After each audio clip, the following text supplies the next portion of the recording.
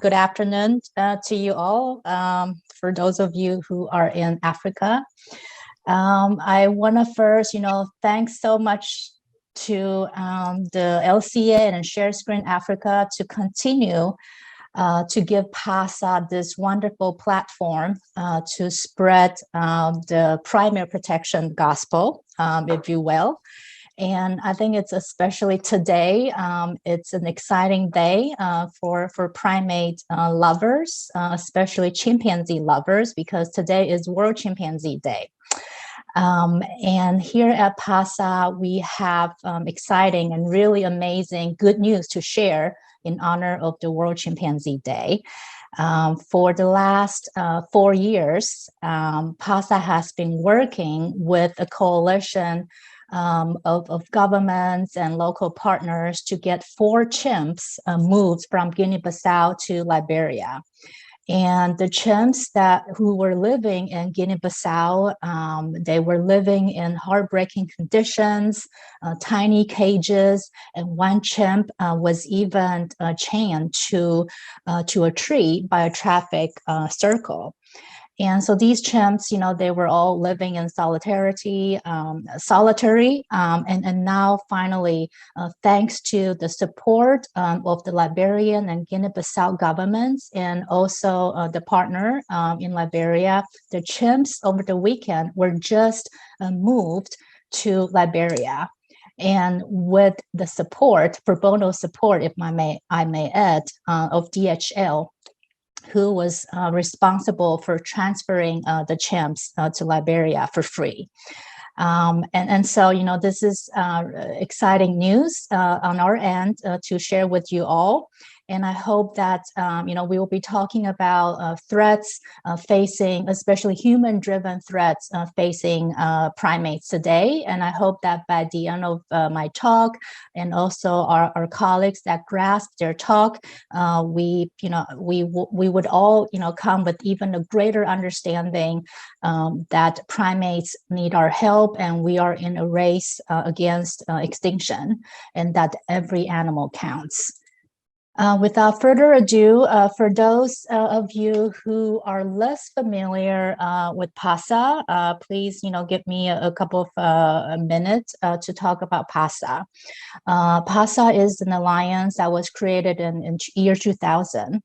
And actually, that very first meeting of PASA was held in Uganda. And I believe that we do have students from Uganda today. So PASA, this very first meeting held in Uganda, was prompted by the challenges that primatologists and also sanctuary leaders they were seeing, that they shared the same passion, they shared the same challenges, but there was no platforms or network for them to share experiences and lessons learned. And that's how PASA was created. And today we have 23 members. They primarily care for primates, but they also care for other animals. And we are in 13 African countries. And our network, the uniqueness of our network is we unite not only the primate sanctuaries and wildlife centers, but also international experts, volunteers, specialists, and also supporters worldwide. And this is, as you can see from this map, this is where PASA members are located. And you can see, they are in different parts of Africa. And, I think there's a proverb, African proverb, I believe, that perhaps capture the model and spirit of PASA. If you want to go fast, you go alone. And if you want to go far, you go together. So that's the operating model for PASA. And next, this slide sums up the best of what PASA members do. Many of our member sanctuaries, they perform miracles. I will call them miracles every day, because they care for, thousands of animals across our network. And, we are 2 years into the pandemic, And we know the importance of health care workers. And we know that not all heroes wear capes, and I would say the same for sanctuary workers who care for these individual animals day in and day out. And many of our members, they are located in or near essential primate habitats. So it's very critical for them to also be able to provide safety for the habitats of primates and other wild animals where they're located at. And that's why many PASA member sanctuaries, they actually have anti-poaching programs. About three-fourths of them have anti-poaching activities in collaboration with their governments. And again, because our members are located in these or near these essential wild habitats for primates, they are very connected. They have deep roots with the communities. A lot of what we do, our members do, provide lifting up the communities that they are among with. They lift up the economic livelihoods of the towns and villages where they're located, and they also build community support for conservation goals. For example, last year, PASA members together provided more than $6 million to local economies, and they provided employment opportunities to almost 700 people across Africa. And they also have environmental education programs reaching out to 500,000 people each year. And today, of course, we're talking about primates, and oftentimes, we, for us practitioners, we see so much cruelty and threats facing primates, and I see myself as sort of spreading again this primate protection gospel. So we need to educate and inform members of the public and also policymakers why we want to protect primates and why it's important to protect primates. And I probably am preaching to the choir here, but for most of us, we all know that primates are our closest relatives in the animal kingdom, and they're also among the most diverse species. And even new species continue to be discovered. For example, scientific research found that 96 new primate species since 2000 have been discovered. That is, there's so much more that we can learn and we need to discover from the primate species. And of course, the diversity of primate species contributes to healthy ecosystems, which benefit, human well-being and also livelihoods. And primates also help us, unlock the mystery of human behaviors, revolutions, and also our understanding about emerging disease. And a lot of the primates, primates, they also fascinate human civilizations, and they appear in different cultures and religions. I remember that when I was growing up in Taiwan, one of the earliest childhood memories was this folklore, and this folklore has a monkey in it, and the monkey has magical powers, and he was traveling with a monk. It's called The Journey to the West. That's the name of the folklore. And I'm sure there are also African folklores that's based on primate characters, and I would definitely love to hear that from the audience if you know any. But unfortunately, many primates primate species are not doing well. The latest IUCN Red List assessment found that if we're talking about primate species worldwide, 63% of primate species are threatened with extinction. And 75% of them are experiencing declining populations. And if we're talking about African primate species, 1/3, 37% of the African primate species on the mainland are under the threat of extinction. And 42% of them are experiencing declining populations. And human activities, are the biggest drivers for primate decline.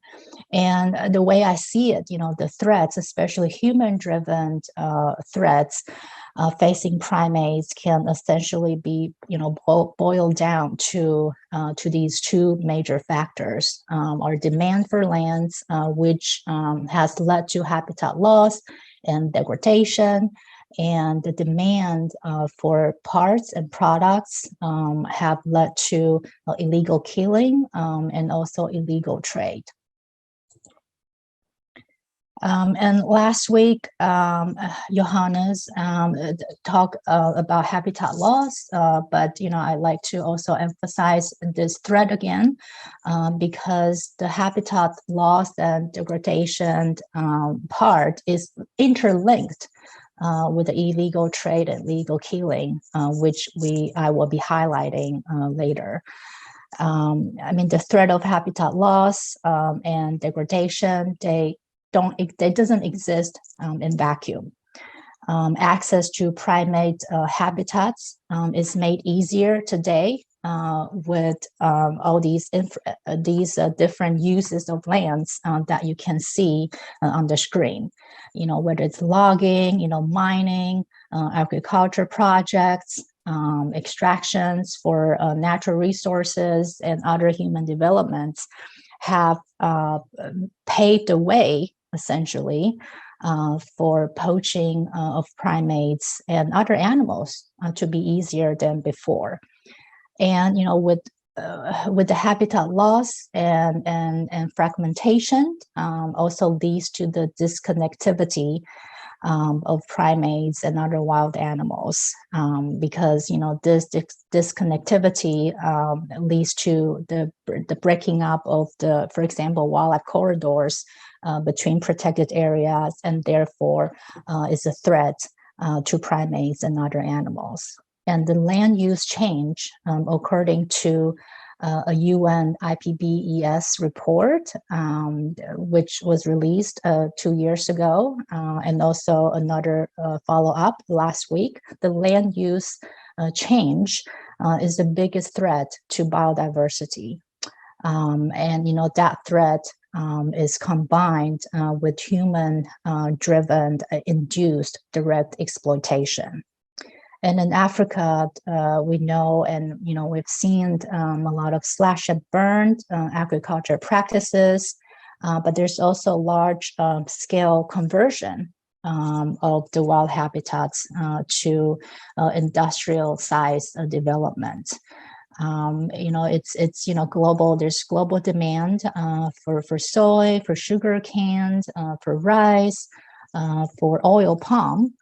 And these demands have caused widespread deforestation in mainland Africa and elsewhere.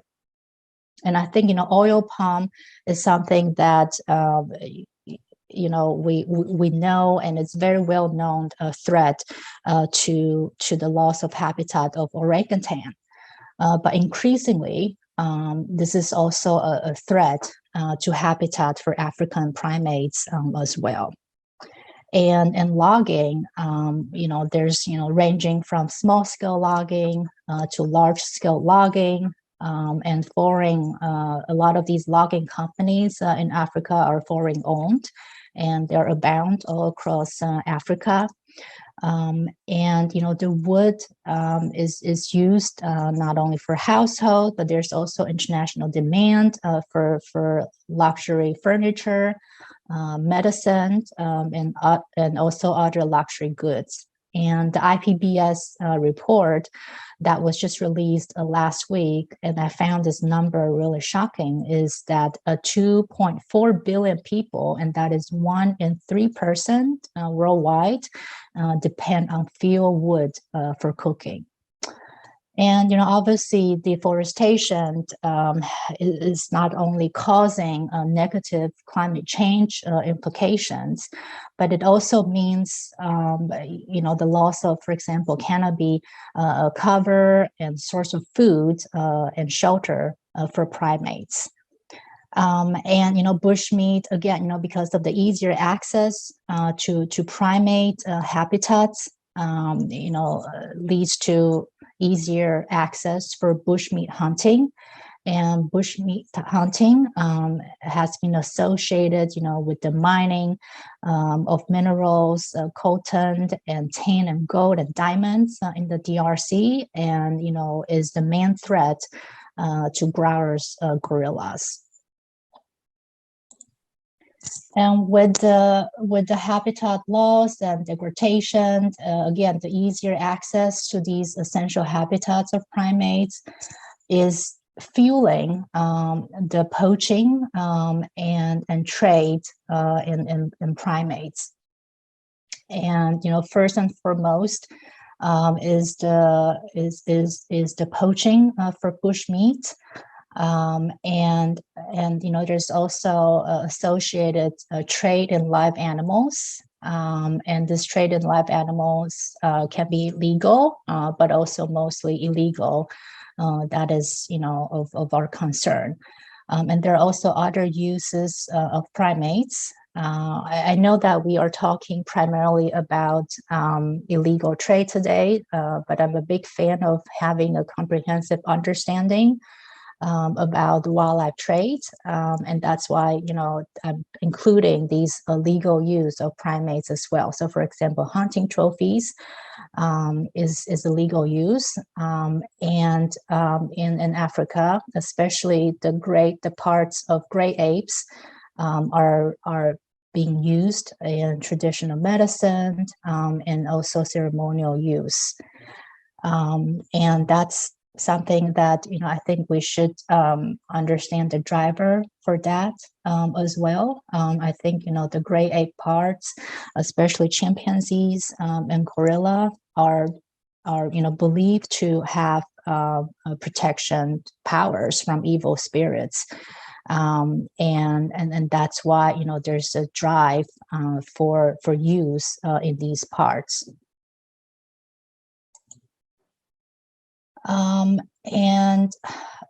when it comes to bushmeat, it's the assumption of bushmeat and the associated hunting is the biggest driver for decline in primates after habitat loss and degradation. And I often think about the consumption of bushmeat and compare that with my experience and demand reduction campaigns in Asia. For example, shark fins, elephant ivory, and pangolins demand in Asia. This is a topic that I would be very keen to hear the insights from the audience today. Oftentimes, people associate these practices, with traditions and cultures, but we know that traditions can change, cultures can adapt.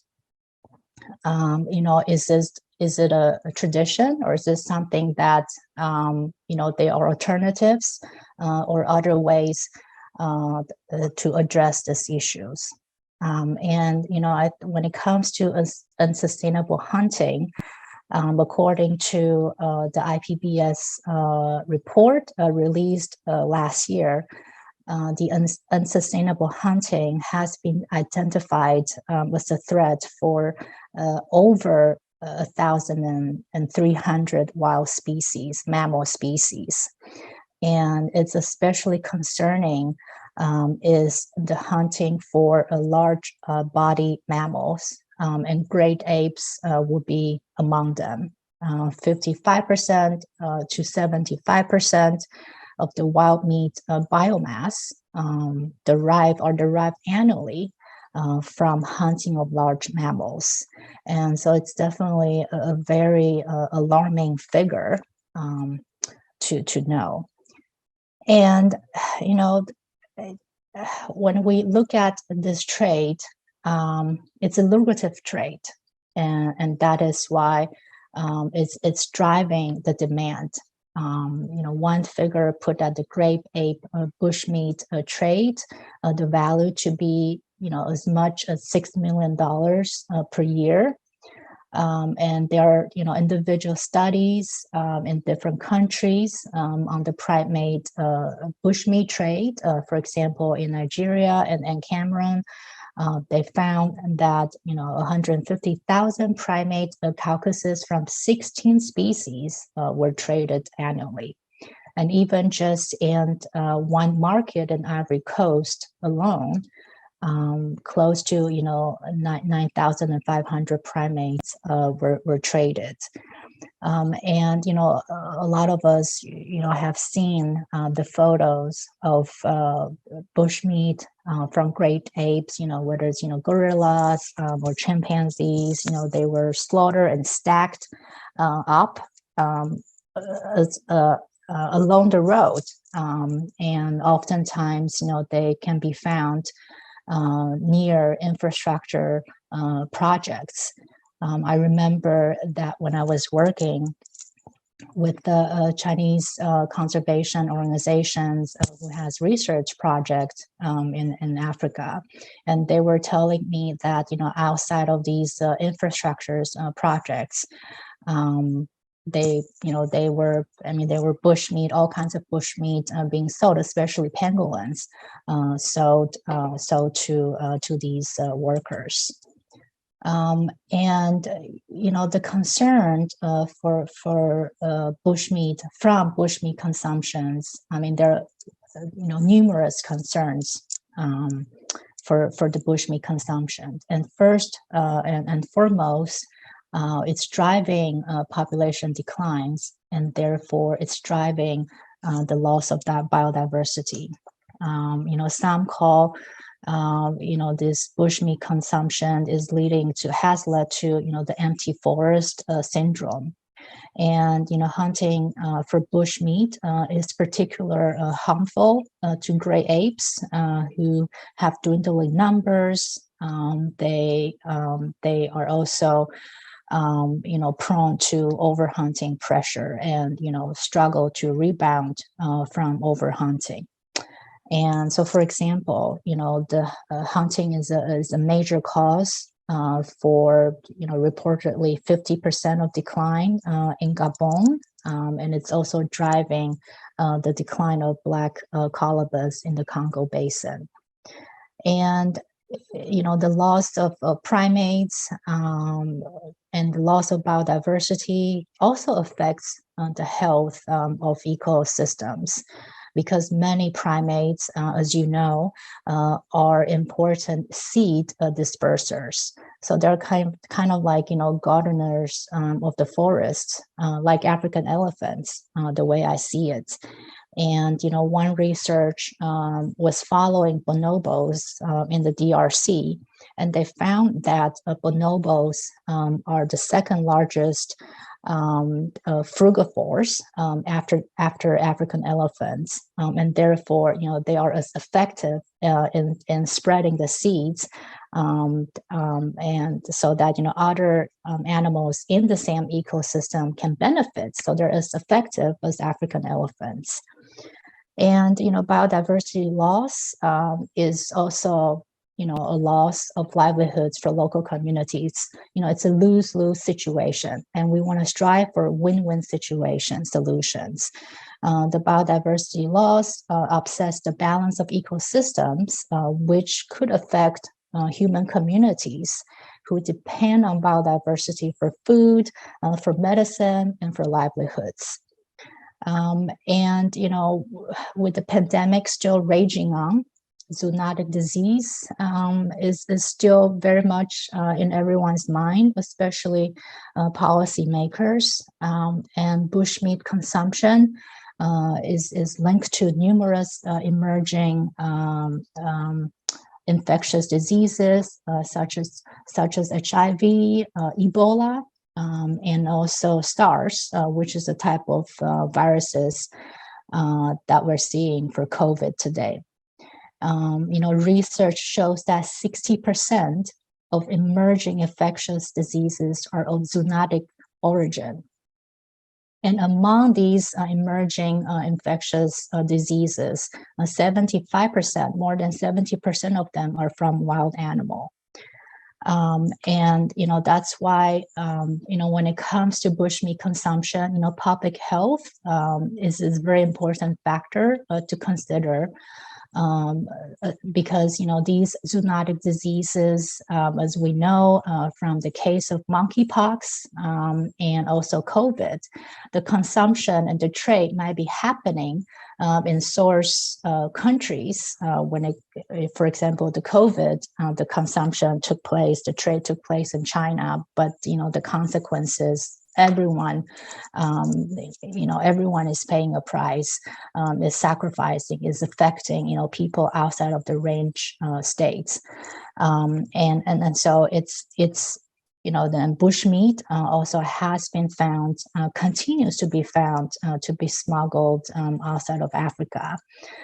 Every year, one research found that the airport in Brussels, in Belgium, 44 tons of bushmeat, and this is not just primates; it's also other wild animals. 44 tons of bushmeat was found smuggled through Brussels.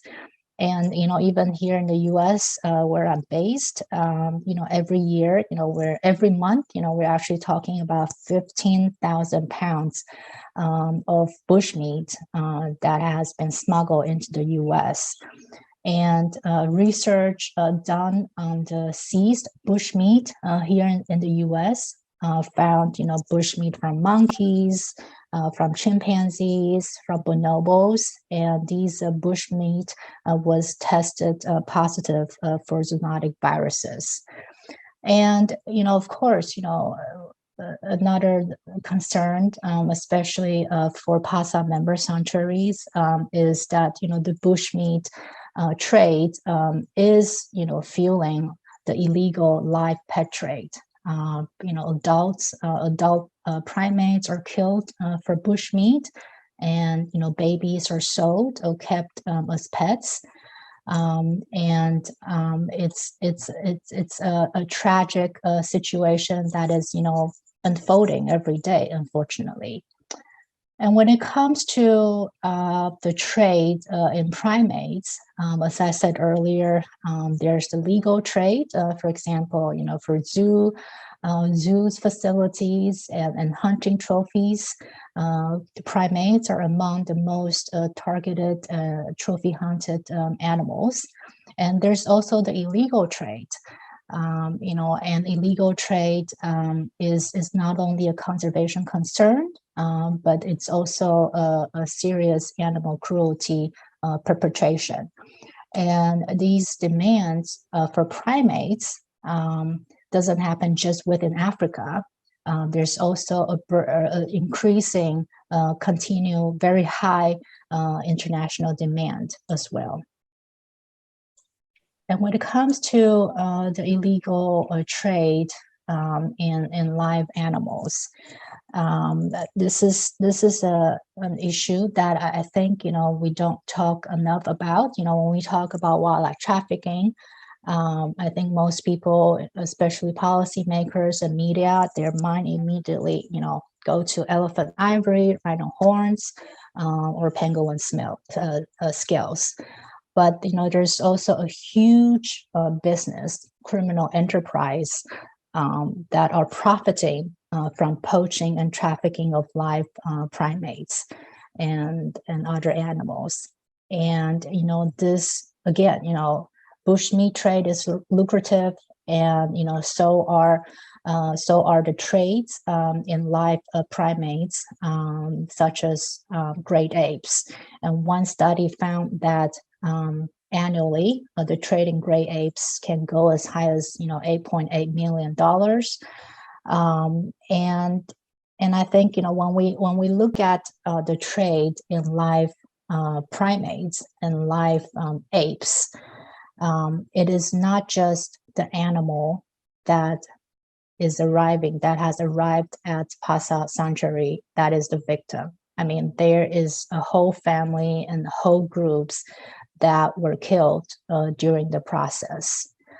And for every infant arrived in a sanctuary, some say as many as 40 chimps might have been killed. And then also when we look at SEAS data, Interpol has a figure saying that for every seizure made, the seizure is just representing 10% of the total extent of the illegal trade. And so obviously, the size of the illegal trade in primates, especially great apes, is much larger than the animals kept in the sanctuaries or reported in the seizure data. And for those who are concerned about animal welfare, first and foremost, it's the deplorable conditions that these animals are kept in that is just heartbreaking. Many animals, they live in solitary, they're often chained or in tiny cages. And these kind of images, I know it's difficult to watch, but it's also what drives PASA members and what drives PASA supporters to go on, is that we want to end this kind of cruelty for primates. For PASA members, it's every individual animal is important. Every individual animal matters. PASA members together are caring for more than 3,000 primates.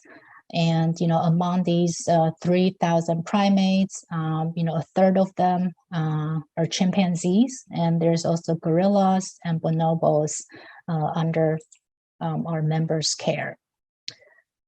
And, when we talk about individual animals and also to illustrate the cruelty of these animals suffering from illegal trade, I will, highlight a few cases as an examples. Last September, our members in DRC, Democratic Republic of Congo, was alerted to a seizure that was taking place in Zimbabwe. There were 25 monkeys that were bound for export from South Africa. They traveled from DRC, through Zambia, and meant to go to South Africa, but were confiscated, intercepted by the Zimbabwean government. And so as you can see, this was 25 animals, not a small numbers. It was actually the largest seizure in monkeys that have ever been made within Africa. And, to be able to move this many animals crossing multiple borders, there's obviously a transnational criminal network in there. And therefore, it's important to have transnational cooperation. And so, we work with groups on the ground in Zimbabwe, and of course, the government in Zimbabwe and DRC. And these animals are now under the care of Jacques Sanctuary in the DRC. And, these monkeys, include, for example, endangered golden belly mangabeys. And there's also other species, monkey species that are at risk.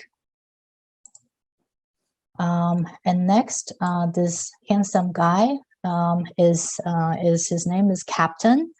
And Captain was, his mother was killed in front of him by poachers. And he was an infant when he witnessed that tragedy. And after his mother was killed, he was then sold and was confined alone in a tiny cage for 11 years. It's hard to imagine to live in solitary confinement for 11 years, the first 11 years of his life. And many thanks to PASA member in Gabon, Parc de la Quetie. They brought Captain to their sanctuary. And, first Captain was, he was not used to seeing other chimpanzees, and he didn't know what to do. How to interact with fellow mates, and so it took our member a while to get Captain used to socializing with other chimpanzees, and gradually he was able to make new friends. So now he's living happily with his fellow family, and spend his time in a huge enclosure. And lastly, this is a bonobo, a baby bonobo, and Lola Bonobo is the only bonobo sanctuary in Africa. And in the past, Lola Bonobo have rescued more baby bonobos than before. And sadly, the arrivals are not stopping. And this is Lolo, and she arrived at the sanctuary on Christmas Day. And, she's another victim of the illegal wildlife trade. And when Lola Bonobo received Lolo, they immediately knew that her mother must have been killed, because a mother bonobo would never willingly leave her baby alone. But Lolo today is living happily with other bonobos, and also being cared for by her surrogate mothers. And so I talk a lot about sad stories, but I also want to talk about the positive side. There's challenges, but there's also solutions. And one solution that PASA is undertaking to disrupt wildlife trafficking in West Africa is a grant supported by U.S. State Department. And this grant has allowed us to work with on-the-ground partners, sanctuaries who are on the front line, confronting illegal wildlife trade. So we are working with our partners and also local governments and trainings to boost the enforcement capacities, and also anti-poaching and protected areas. For example, we were able, through the grant, we were able to supply the latest devices, including camera traps, and we have been able to see footage of baby chimpanzees roaming free with their family. And a very innovative approach that we're undertaking is analyzing the DNA of the chimpanzees in our sanctuaries. And by analyzing their DNA, researchers will compare that with the DNA of wild chimps, and so that we can ascertain the origin of these animals in the wild. And then we will also compare that with where they were seized. And so we will be able to find the poaching hotspots, but also hopefully map out the trafficking routes. So this is an approach that we're very excited to undertake, and we hope that we will be able to replicate that in other regions as well.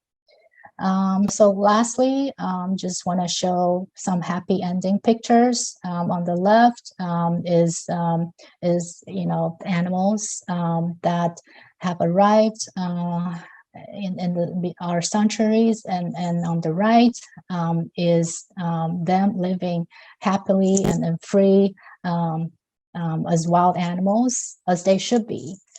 And that's what, again, motivates PASA and our members and supporters every single day, is by providing the highest quality care for animals and addressing the root cause of these illegal wildlife trade challenge.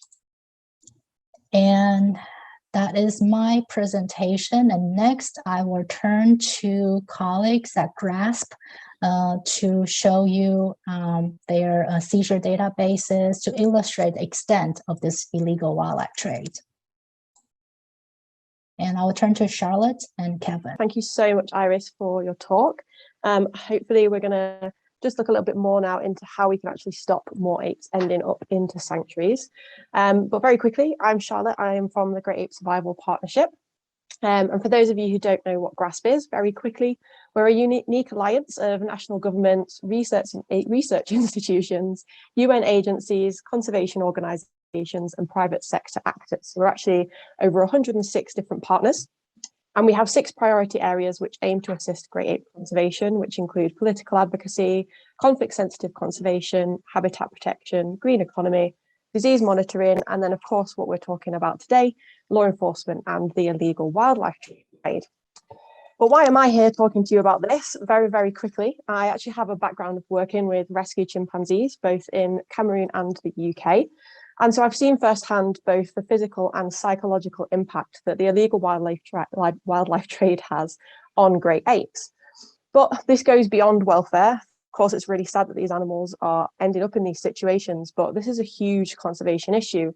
Iris really briefly touched upon it, but every individual ape that ends up in a sanctuary represents many more deaths, particularly for the really social species like the chimpanzees, because a baby that's taken for the wildlife trade, several of the adults in their community are going to attempt to protect it, or potentially they were the initial target for the bushmeat trade and the babies are actually an offshoot of the trade as well. So this trade actually poses both a welfare and a conservation concern for great apes. And for sanctuaries, there's a real sustainability issue going forward, because between 2000 and 2006, there was actually a study done which showed that there was an average population growth rate of rescue chimpanzees to sanctuaries of 15% a year. And the projections suggested that PASA sanctuaries are going to need to sustain and increase their ability to house apes well into the future. Of course, sanctuaries and law enforcement are really critical in ensuring that the illegal wildlife trade is managed. But these things are not going to stop the trade, because there's clearly other things happening. There are drivers that are actually forcing the illegal wildlife trade to happen. So what we need to do is really understand what is at play here. And the illegal wildlife trade is really complex. It's very elusive. On an international level, the pet trade drives the trade. There are poachers, traders, dealers, and buyers all involved there. But at a domestic level, the illegal wildlife trade could be influenced by a number of things, either habitat loss, poverty, and the development of extractive industries.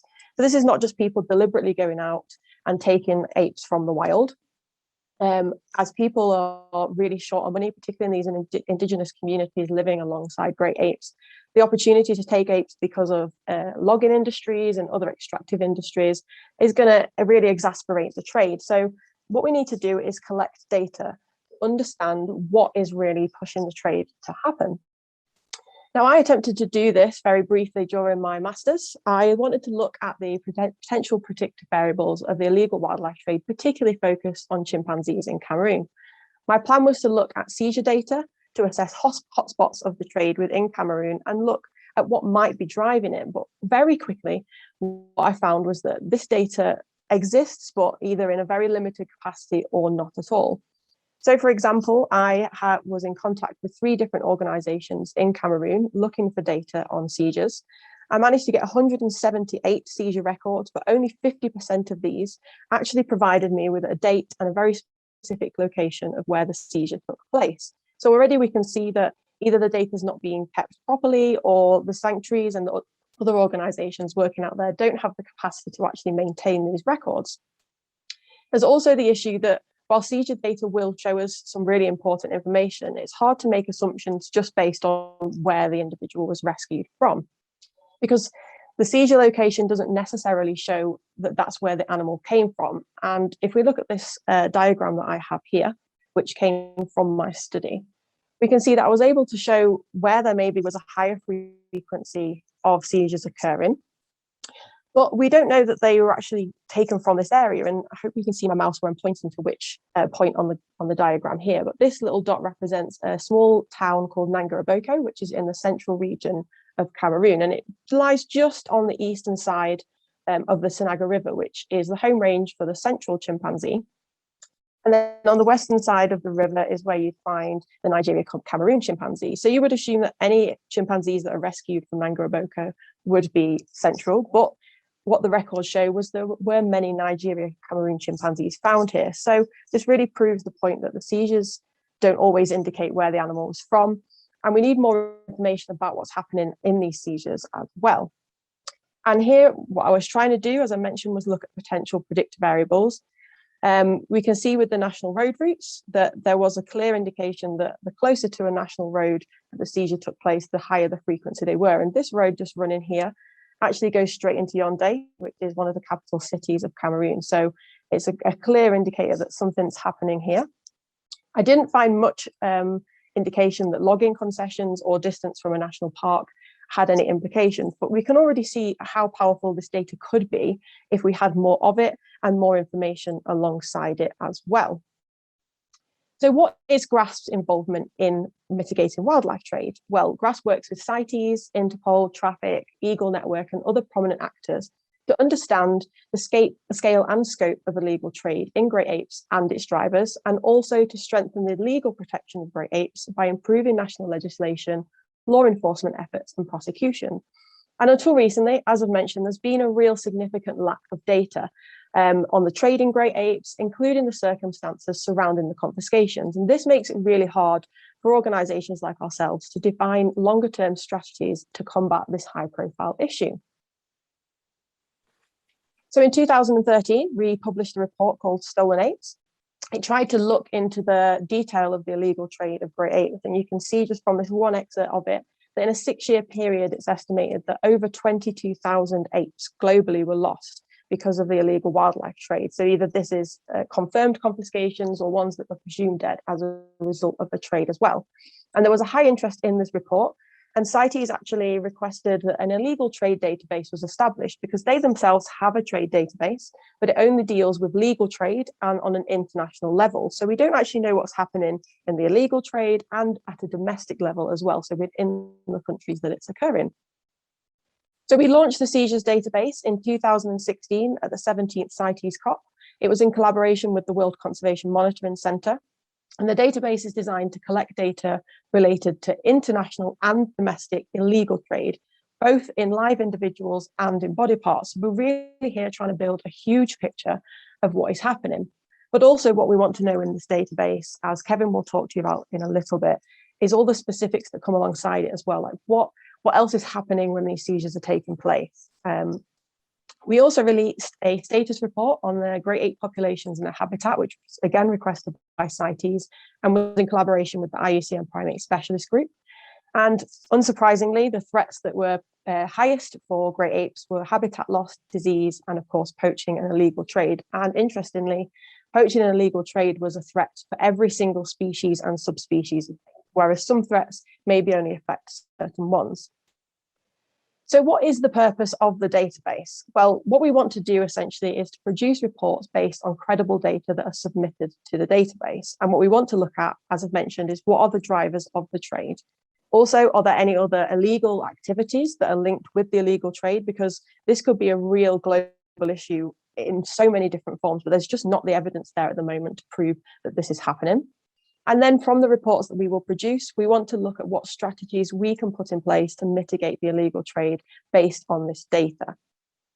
So hopefully I've given you a little bit of an overview about what we're doing, why we're doing it. And I'm now going to hand over to my colleague, Kevin, and he's going to go a little bit more into detail about the database itself and what it is that we're trying to collect through this. Thank you to Iris. Thank you to Charlotte for that. Iris has talked about many of the potential causes of the great ape trade, the drivers behind this, from habitat loss, trade or hunting to poverty, all of these things, a lot of from Iris and that.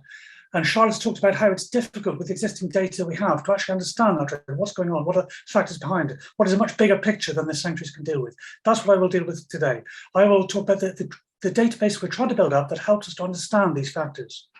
I will go through where the ape seizures database fits alongside the other ones, the CITES data and other government sources of data, one in particular, the UN Organization for Drugs and Crime, they have a database. I will look at both of those, what data comes out, and why it is that CITES asked us to develop an illegal trade database, what ways we're bringing to the show. So I'll discuss that. I will then discuss what we have in the database, what is extra information we're bringing in, all the context around the seizures, to give us a bigger picture of what's going on, that we can try to understand more of the facts behind things. And then finally, I will finish up looking at the future and the exciting things that are coming.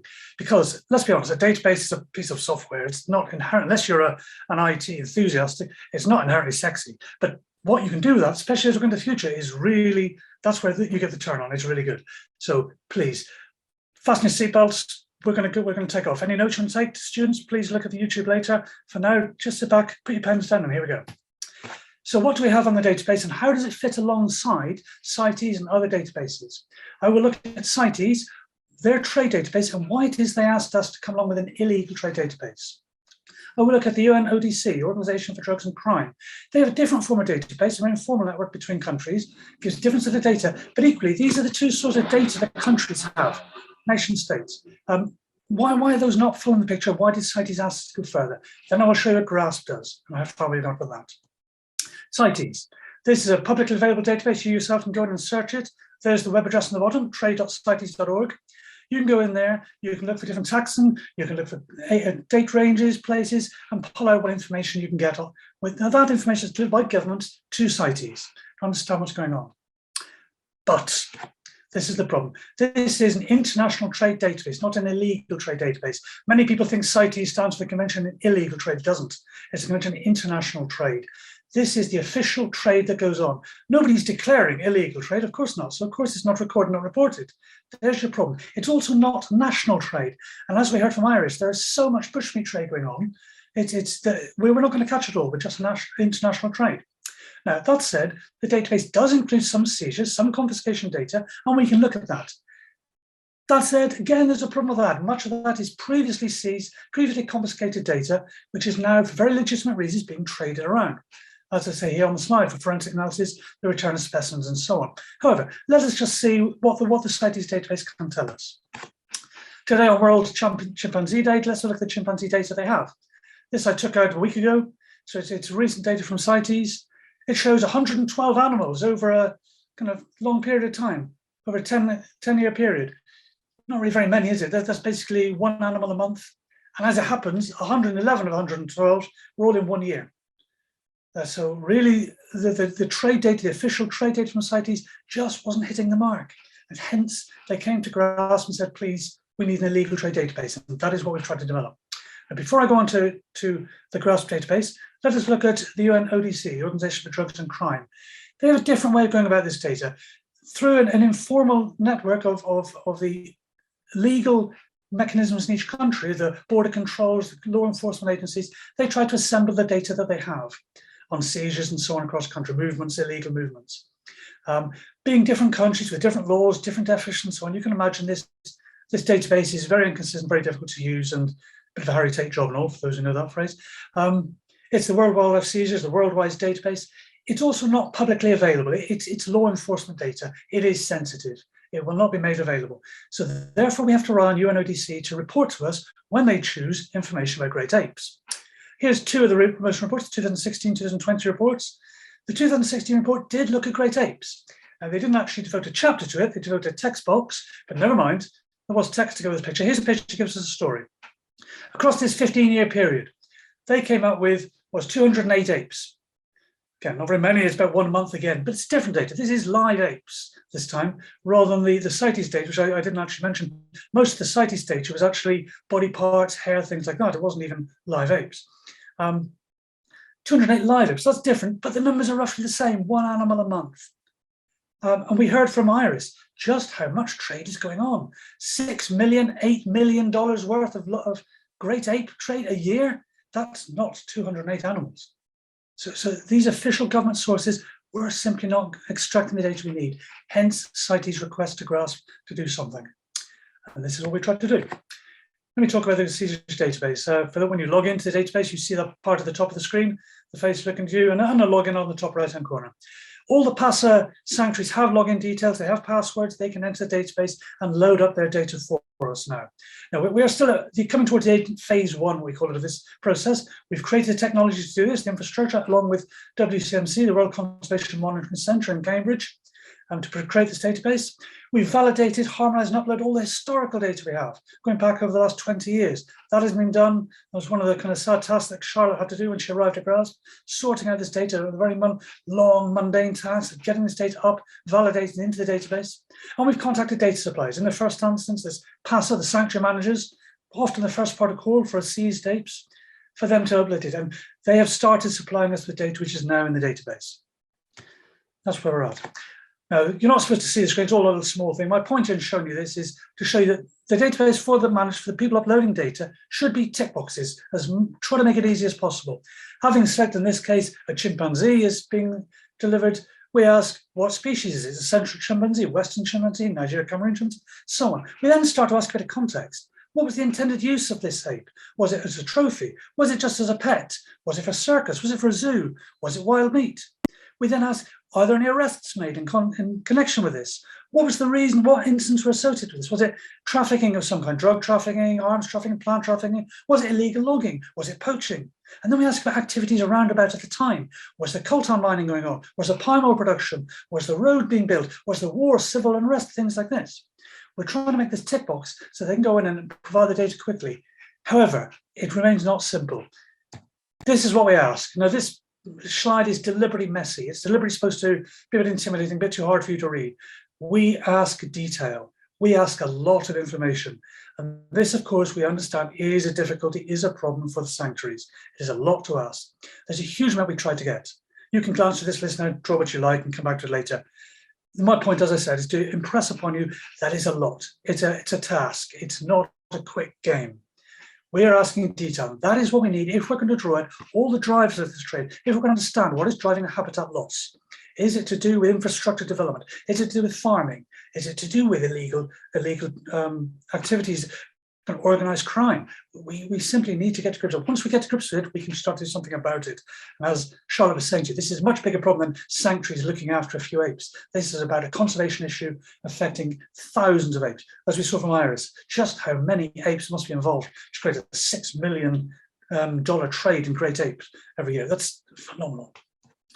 How well are these different databases done, and have we started to provide the problem, answer the problem that CITES have? The CITES trade view data had 112 apes in it over that 10-year period.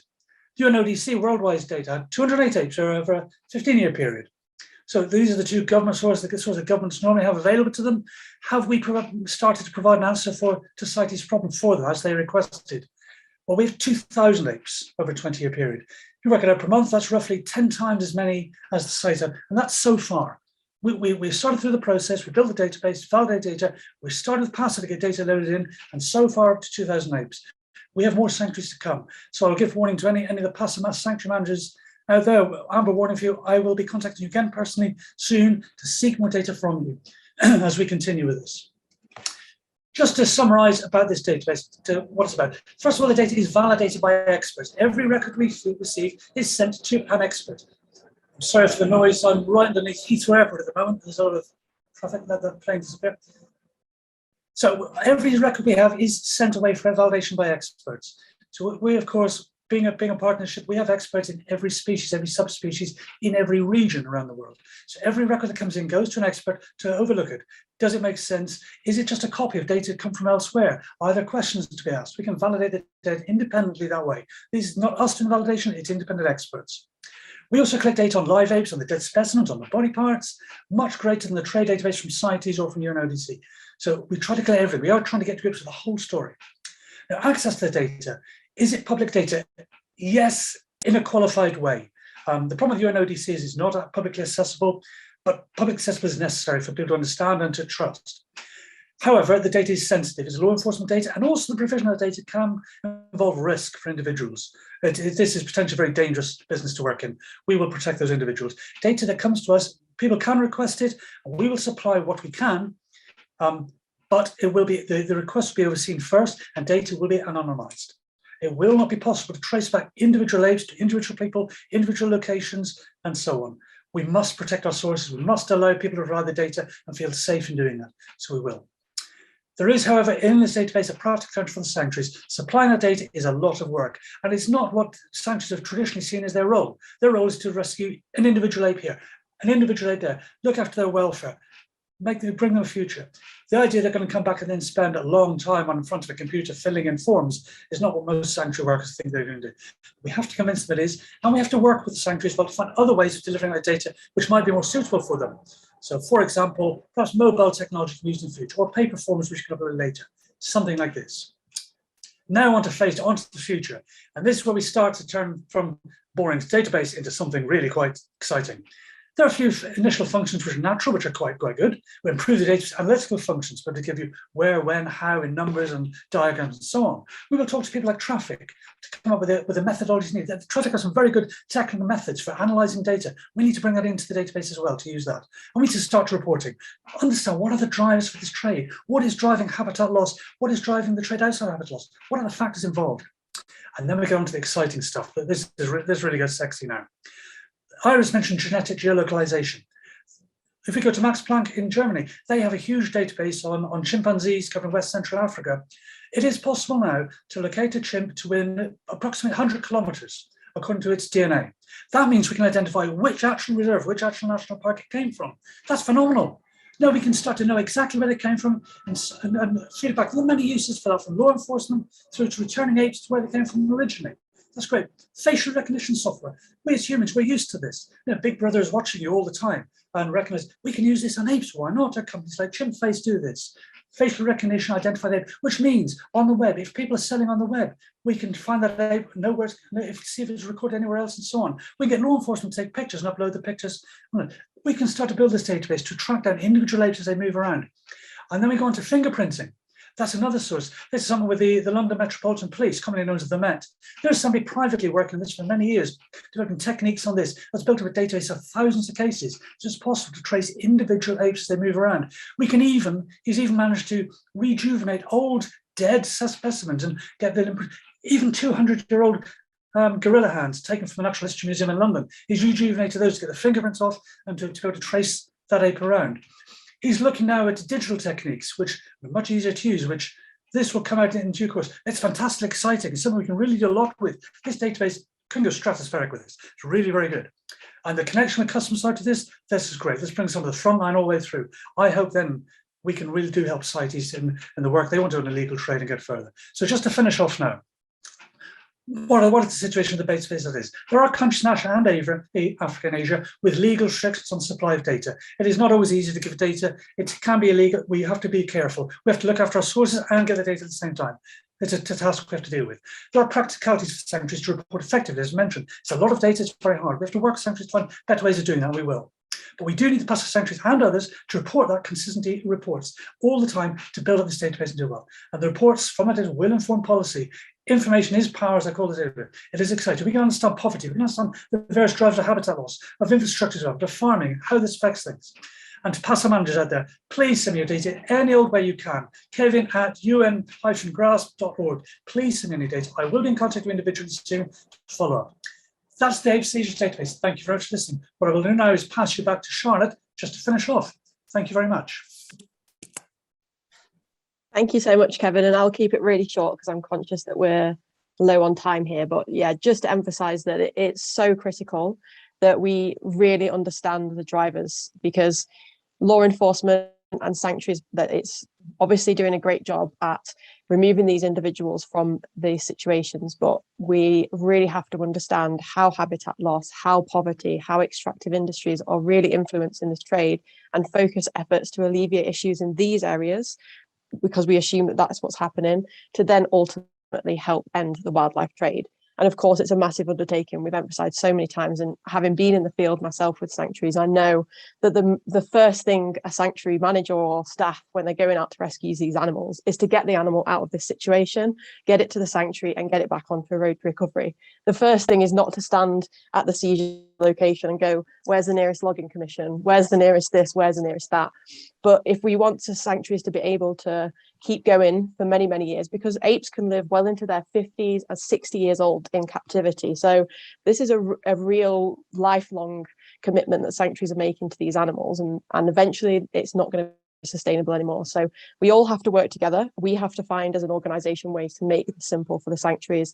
And of course, we need the partners to really help us out as well, so that together we can stop apes ending up in this situation. I'll wrap that up there. Thank you everyone so much for listening to myself, to Kevin, to Iris. Thank you to Share Screen for inviting us here again. And I'll hand back over to the organisers. I don't know if we're going to have time for questions, but feel free to pop them in the chat and we'll answer where we. Thank you very much. It was really, really informative presentations. And we were so lucky to have the parser side represented here, as well as the grasp side, because now we see how the data, what the data supply chain looks like. So that was very interesting to me. So there is sort of the $1 million question in the chat at the moment. I'm not sure who I should pass this question to. Kevin, can I ask you to have a look at Sibyl Rietmuller's question? Great presentations and very informative, though so frustrating. Can we win the race towards extinction of our close relatives? You have to answer yes. What's the point in saying no? What's the point in saying no? It's never to say no. That said, anybody listening to people like David Attenborough talking recently, especially looking at his first reports from where they were, probably DRC, until now, and just saying we are really at the last moment. It really is urgent. It is urgent. We all know that. Yes, we have to say we can believe. We have to work. That's what we all work for, isn't it? That's what we have to win this race. We really have to. That's why we press. That's why we need resources. I mean, this phase 2 of the database, this can provide law enforcement, everybody else, with the understanding what's going on, the information as you develop policy, and so on. We need resources, as always. I mean, all the students on this will have heard 1,000 times resources is the problem. Funding is always the problem. Of course it is. Of course it is. But we'll do what we can. And anybody gives us the money, we are ready to run. We really are, of course. So we have to say yes to that question. Yes. Thank you. I agree. We have to try. You have to give the next generation of conservationists a head start. I see Jean Fleming, you've got your hand raised, and everybody else, please, if you want to attract our attention, please raise your hand or drop a question in the chat. Jean, please go ahead. Thanks. Fantastic presentations from everyone. Really, really interesting. And as you said, Johan, so interesting to see the chain of flow of information. But I wanted to comment also on the question that you just raised, because I think it's such an important one. And Iris started off her conversation by talking about the rescue that just happened with the chimps in Guinea-Bissau, 4-year operation. And I think it's a great question to ask, like, why spend so long and so much energy to get just 4 animals out? But the reality is, as Kevin was just saying, like this is the moment, these are the ones. If we're in extinction is about each individual animal. So the more of them that we get, the better off we all are. And I really just think the other thing I would call out about that experience is the collaboration of the governments, and Iris is driving some amazing work in that. She's being very humble, but she's really doing some remarkable work to help governments learn to talk to each other across language barriers, across cultural barriers, everything, and find a common purpose on this. And I think that's one of the tools in the toolkit that we're all going to need. So I'll just leave that there. Thank you very much. I see that Kim and Emma Lee are raising their hand. Please go ahead. Thank you.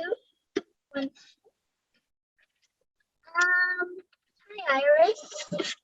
How are you? Hi, Emily. Hi.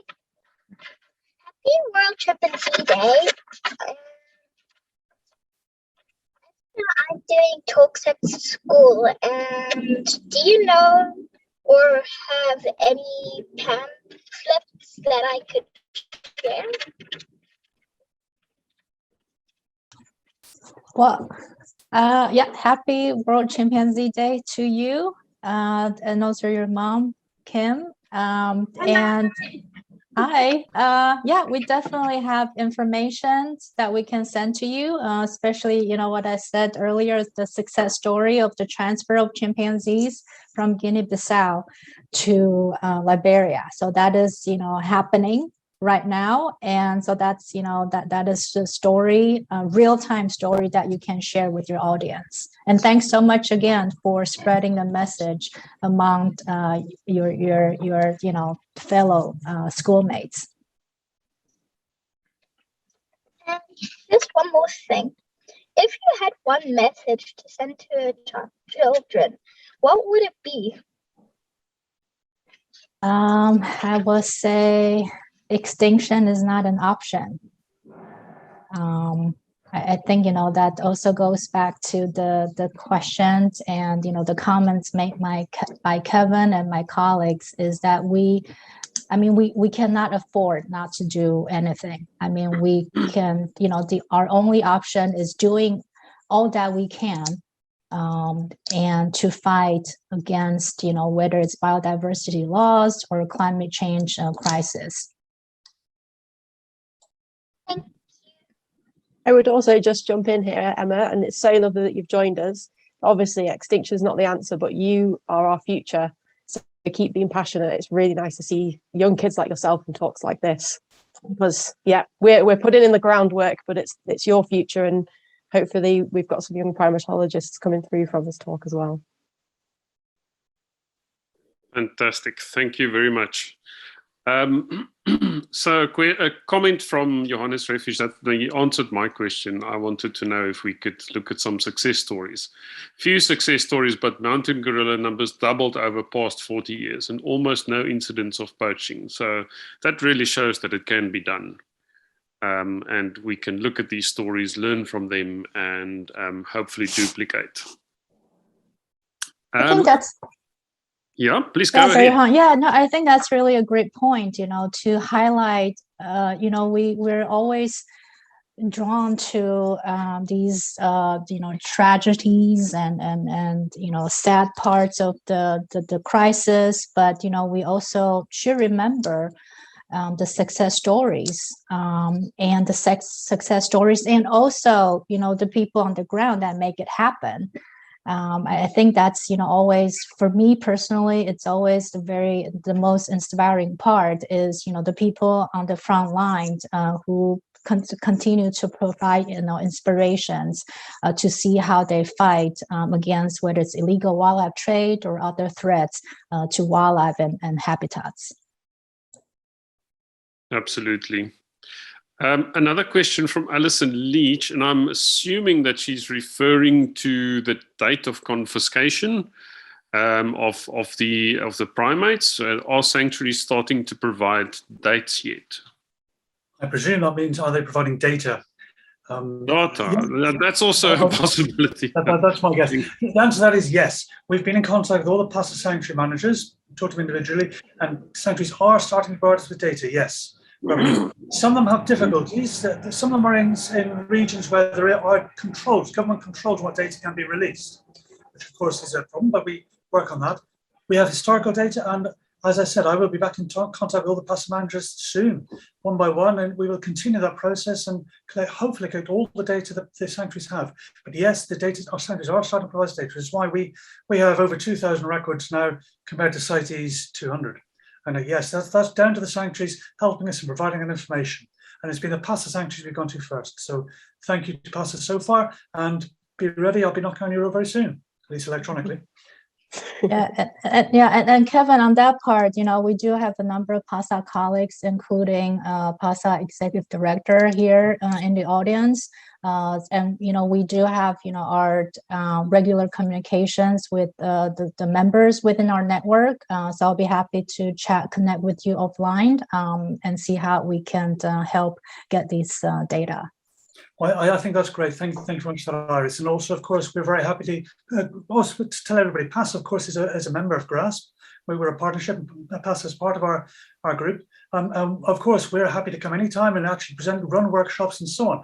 This is a collaboration. We have to work together. We have to find the ways that work with you, make it possible for you to deliver the data we need, which we know is very burdensome. But yes, that's great. Thanks, Iris. Fantastic. So I know this is probably prematurely because you're still collecting the data. But do you have any indication who is at the end of this chain of primate crime, if I can call it that? Specifically, if you are looking at the live trade of animals, because the average person, doesn't matter even which country, can't really have a chimpanzee as a pet. It's just not, feasible. So it's an interesting question to me. Who's buying these animals? At this point, I'm not going to give you more of an information we might get just from the general media when we look at things like elephant trading or ivory trading and pangolin trading, the same with ape trading. The same people at the end of the day. This is going to be the outcome from our reports as we go into the second phase of detailed reports, when we start to analyze this data along with WCMC and other interested parties like traffic and so on. I don't want to preempt this and come up with silly comments now that people misconstrue or I get wrong. Yes. I think we're not quite at the stage where we're going to sell it specifically, but we can all imagine the source that are dealing with a $6 million trade or $8 million or whatever it is Iris says it is. Huge trade just in great apes. This is significant trade, underground trade. We hope we're getting the information that will allow us to look at that and understand that, and we're on the point of being able to do that very soon. So keep your fingers crossed, or keep holding your breath. You can hold your breath safely. We will tell you soon. Yes. I would also add, Johan, that I think this is also especially important where we need to know this information, because from an international, in terms of the few apes that are making it out of the range countries further afield globally, of course, we pretty much know it's for pet trade, it's for entertainment facilities where, yes, in most countries it's illegal to have apes as pets, but there are still, and I won't name any countries just to keep things not too political, but there are still countries out there where it is legal. There isn't any protection for these animals, and once they're out of Africa, there's nothing that really we can do to stop this. But on a domestic level and within the countries, we're already seeing that a lot of this trade is actually opportunistic. It's not that people are actively necessarily going out to capture a chimp to put into the trade. It's either a byproduct of other industries or, these communities where, we look at what's happened with COVID, and many communities who relied on tourism and other factors that have been influenced by COVID, who now are maybe taking these individuals as an opportunistic thing in the hope that they can sell it on. So sometimes there maybe is not necessarily someone at the end of the line waiting, but we don't know with this, and this is the whole point of what the database is going to try and achieve. And unfortunately, in a lot of these instances, when arrests are happening, people are not going to give this information up really very easily. When someone's been arrested and you start saying to them, who asked you to get this animal, or where were you sending it to, they're probably not going to give this information up. But we can certainly try. We can try and look into this. But yeah, to answer your question, I guess we're still a little bit none the wiser to this, and a lot of it is anecdotal. A lot of it is assumptions that we can make, or we've seen it happen in certain situations, but we need more information to know this, basically. Okay, thank you. That was also a very interesting answer. Any other questions at the moment? I don't see any questions in the chat. We've kept you for a long time, and thank you for excellent presentations. We really learned a lot this afternoon. I see no further questions at the moment. So I'm going to thank our presenters for really great information this afternoon. And we look forward to learn again from you in the future. Please keep up the good work on both sides, on the strategic information gathering side, and also on PASA side. Please keep on caring for the animals. We really appreciate your work. Thank you so much, everybody. Johan. And thank you so Emily, much, we hope to everyone, see for you your as time. well. Thank you.